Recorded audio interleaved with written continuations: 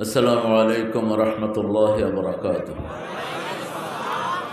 अल्हम्दुलिल्लाहि नहमदुहु व नस्तईनुहु व नस्तगफिरुहु व नु'मिनु बिहि व नतवक्कलु अलैहि व नऊज़ु बिल्लाहि मिन शुरूरि अनफुसिना व मिन सय्यिआति अअमालिना मन यहदिहिल्लाहु फला मुदिल्ल लहु ومن يضلل فلن تجد له وليا مرشدا ونشهد أن لا إله إلا الله وحده لا شريك له ونشهد أن سيدنا إمامنا قدوتنا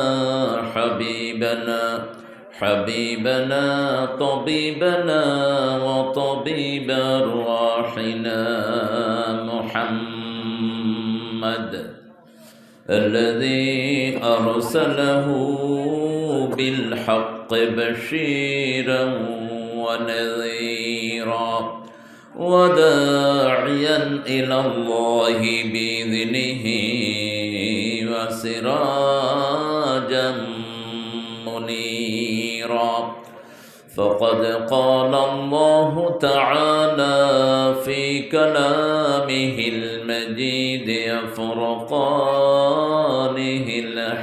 الحميد أعوذ بالله من الشيطان الرجيم بسم الله الرحمن الرحيم إن الله وملائكته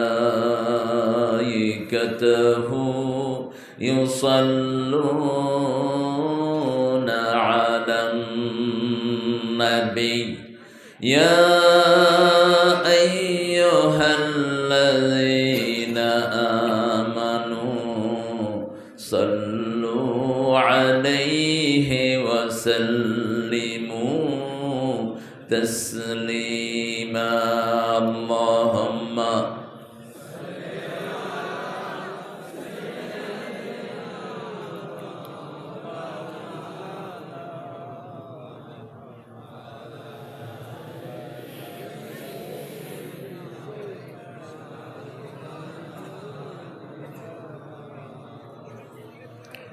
কেমন আছেন আপনারা? আলহামদুলিল্লাহ রাব্বিল একমাত্র জাতি যারা কোরআন দিয়ে কথা বলে, যাদের কথার শুরুতে কোরআন, শেষেও কোরআন। আলহামদুলিল্লাহ, এটা কোরআনের প্রথম আয়াত, এটা জান্নাতেরও প্রথম আয়াত। যারা এটা সবচেয়ে বেশি পড়বে, রাসূল সাল্লাল্লাহু আলাইহি ওয়াসাল্লাম বলছেন তাদেরকে আল্লাহ সবার আগে জান্নাত দিয়ে দিবে। আমরা ফিলিস্তিনের সাথে আছি তো? আছেন তো আপনারা? তা না হলে বেঈমান হয়ে মরতে হবে। ঈমান থাকবে ফিলিস্তিনে। রাসূলের সহিহ হাদিস, আল ঈমান বিশ-শাম, আল কোরআন বিশ-শাম। Resurrection day will start in the Sham. কিয়ামতের ময়দান হবে শাম, আজকের সিরিয়া। এখানে হাসর হবে, এখানে আল্লাহর আরশ আসমান থেকে নিচে নেমে আসবে। এখানে মানুষের বিচার হবে, মাকামে মাহমুদ এখানেই হবে। সেই ফিলিস্তিনের সাথে থাকতে রাজি আছেন তো? একটু হাত তুলে দেখায় দেন কারা কারা রাজি আছেন।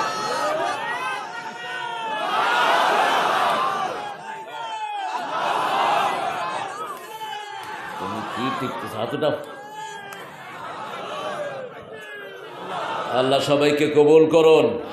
আরো জোরে বলেন আমিন। আমরা জালেমের পক্ষে না মজলুমের পক্ষে? মজলুমের পক্ষে। রাসূল মজলুম ছিলেন, সব নবীরা মজলুম ছিলেন, ঠিক না ঠিক? জালেমের কোনো জায়গা জান্নাতে হবে না। পৃথিবীর মজলুম যেখানে, আমরা যাব। আল্লাহ আমাদেরকে দ্বীনের জন্য কবুল করুন। দুটি কেবলা, একটি হলো প্রথম কেবলা, আর একটি হলো প্রথম কেবলার নাম কি? আপনাদের কি হয়েছে এখানে? হ্যাঁ, থাক। এই শালা কেনকে করে করছে রে, এই শালা শালা শালা মন্দির সব।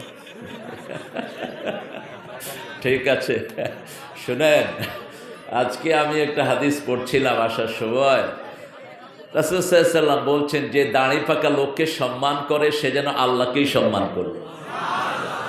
যে কোনো ইনসাফগার নেতাকে সম্মান করে, ইনসাফগার আদেল নেতা যিনি শাসক, সে যেন আল্লাহকেই সম্মান করলো। যে হামিল কোরআন, কোরআনের পাঠক, কোরআনের হাফেজকে সম্মান করলো, সে যেন কাকে সম্মান করলো? আল্লাহকে সম্মান করলো। একটু রাগ করেছে আর কি, আপনারা কিছু মনে করেন না। বাবাজি আপনি স্টেজে চলে আসেন, আসেন স্টেজে আসেন, আসেন আসেন আসেন আসেন, কোনো সমস্যা নেই। হ্যাঁ, আল্লাহ আমার বাবাজিকে কবুল করুন, জোরে বলেন আমিন। অনেকক্ষণ ধৈর্য ধারণ করে এখানে বসে আছেন, আসেন স্টেজে আসেন। আমরা এখন দুরুদ পড়ব। দুরুদের মধ্যে দুইজন নবীর নাম। কয়জন? একজন হলেন প্রথম কেবলার পাশে, আরেকজন হলেন দ্বিতীয় কেবলার পাশে। প্রথম কেবলার পাশে যিনি ছিলেন কি নাম? ইব্রাহিম আলাইহিস সালাম। দ্বিতীয় কেবলার পাশে যিনি ছিলেন কি নাম? মুহাম্মদ সাল্লাল্লাহু। আবার সূরা বনী ইসরাঈলের শুরুতে দুই কেবলাকে একখানে করলেন কে? আল্লাহ বলছেন, শোনো, দ্বিতীয় কেবলাকে আমি হেফাজত করেছি। প্রথম কেবলার গায়ে যদি কেউ হাত দেয়, তার হাতকে আমি অবশ করে দেব। আমরা তো পড়ি না, সূরা বনী ইসরাঈলের 4 নম্বর আয়াতে আল্লাহ বলছেন, উলি বাসিন শাদীদ বাসনা, এমন সৈন্য পাঠাবো যাদের মোকাবেলা করার ক্ষমতা কোন ইহুদির বাচ্চাদের নাই। এখন হয়েছেও তাই, ঠিক না ঠিক? এখন বলতেছে, we want peace man, stop the war. আমরা শান্তি চাই। ইহুদির বাচ্চারা ভূতের মুখে কি? হ্যাঁ, ভূতের মুখে কি? আমরা ভূত বলতে আছে কিছু নাই। ভূত হইল জিনকে আমাদের হিন্দু ভাইয়েরা কি বলে? ভূত। আর আমরা কি বলি? জিন। আসলে জিন আছে, কিন্তু জিন হলো আমাদের অনুগত। কোন জিন নবী ছিলেন না, সব নবীরা ছিলেন মানুষ, ঠিক না ঠিক? এই জন্য মানুষের ক্ষমতা বেশি না জিনের বেশি? মানুষের ক্ষমতা সব সময় বেশি। সুলাইমান আলাইহিস সালামের সেই সূরা নাহালে ঘটনাও আছে, আমরা বলবো ইনশাআল্লাহ। পড়েন, আল্লাহুম্মা সাল্লি আলা মুহাম্মাদ ওয়া আলা আলি মুহাম্মাদ কামা সাল্লাইতা আলা ইব্রাহিম ওয়া আলা আলি ইব্রাহিম ইন্নাকা হামিদুম মাজিদ। আল্লাহুম্মা বারিক আলা মুহাম্মাদ ওয়া আলা আলি মুহাম্মাদ কামা বারাকতা আলা ইব্রাহিম ওয়া আলা আলি ইব্রাহিম ইন্নাকা হামিদুম মাজিদ। প্রশংসা কার? সে আল্লাহর জন্য পড়ছি আলহামদুলিল্লাহ।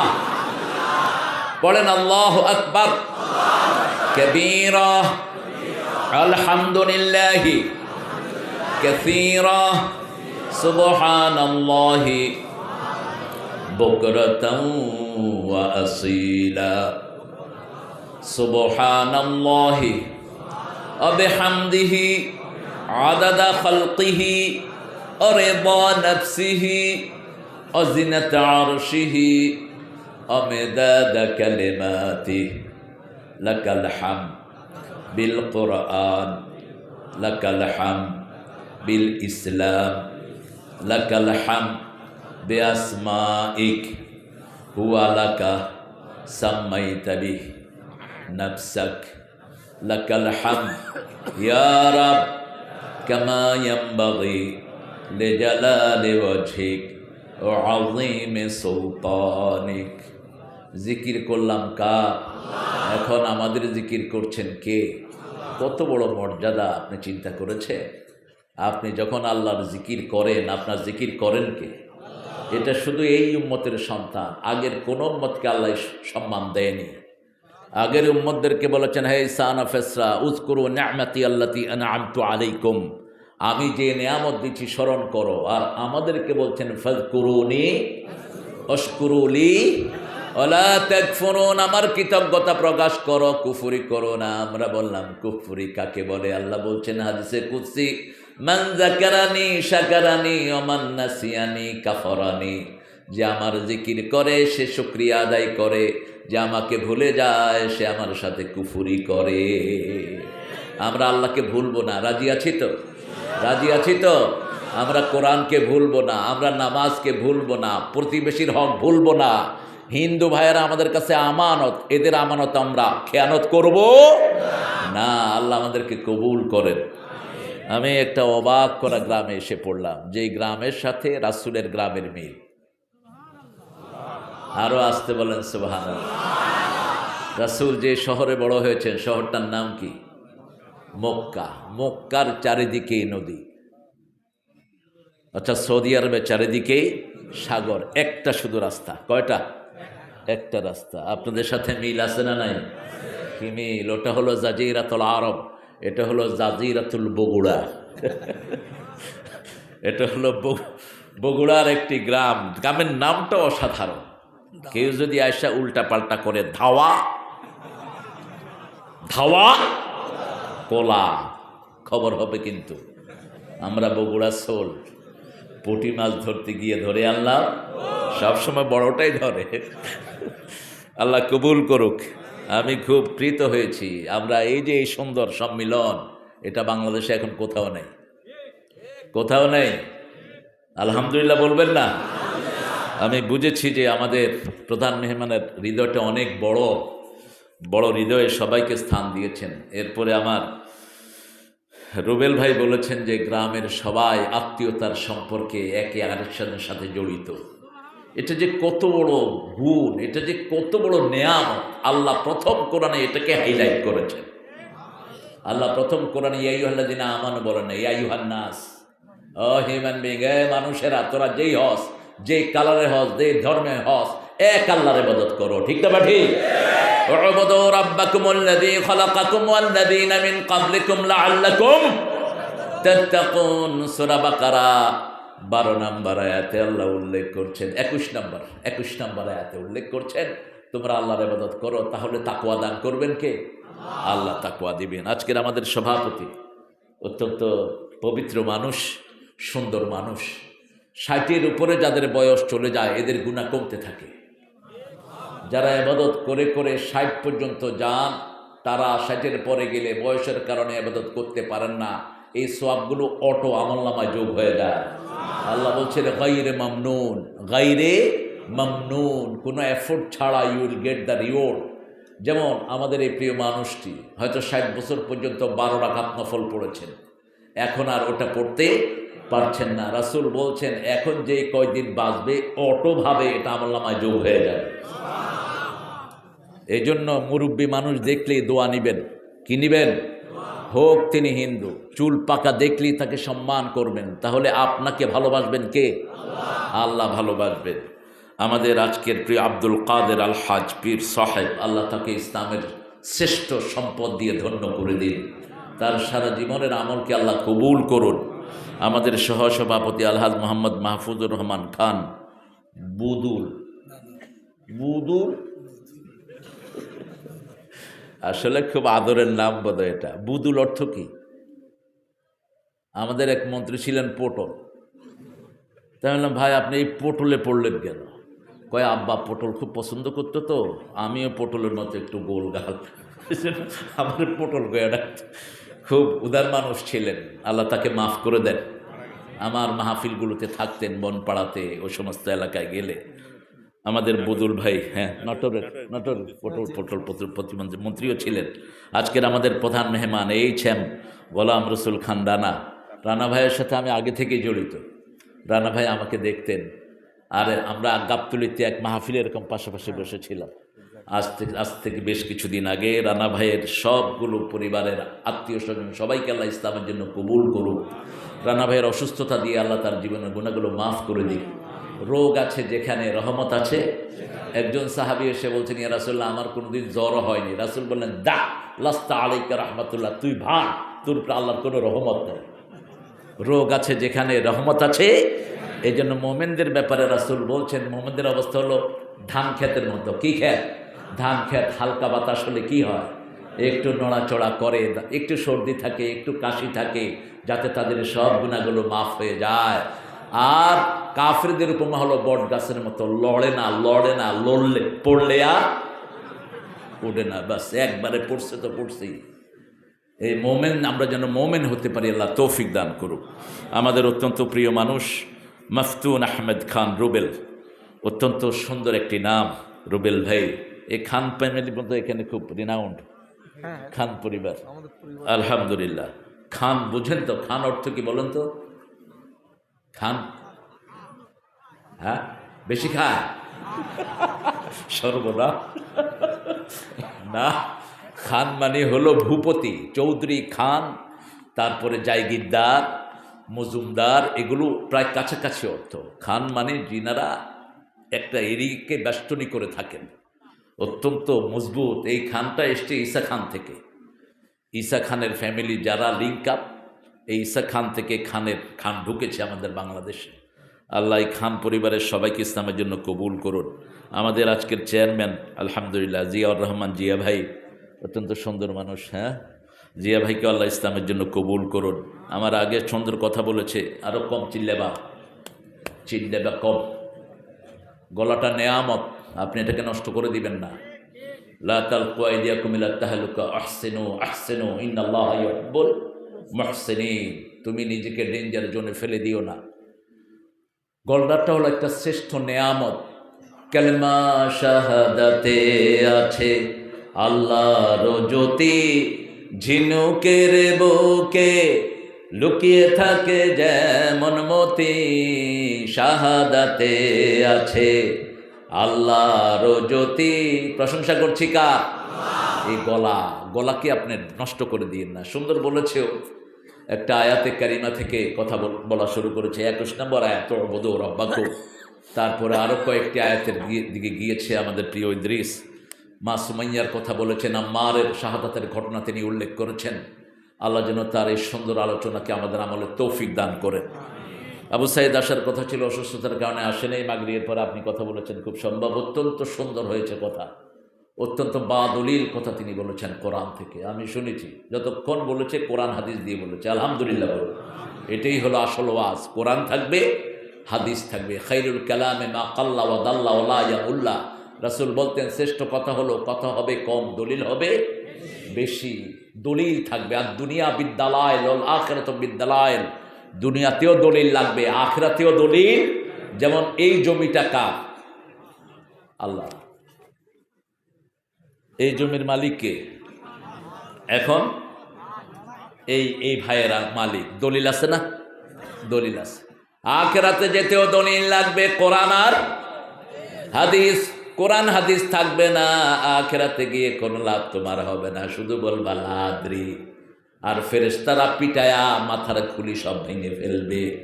বিষধর সাপ তোমাকে কাটতে থাকবে। কবরটা তোমার জন্য সংকীর্ণ হয়ে যাবে, তুমি কিছুই করতে পারবে না। আল্লাহ আমাদেরকে শ্রেষ্ঠ কোরআন নিয়ে আপনার কাছে যাওয়ার তৌফিক দান করেন।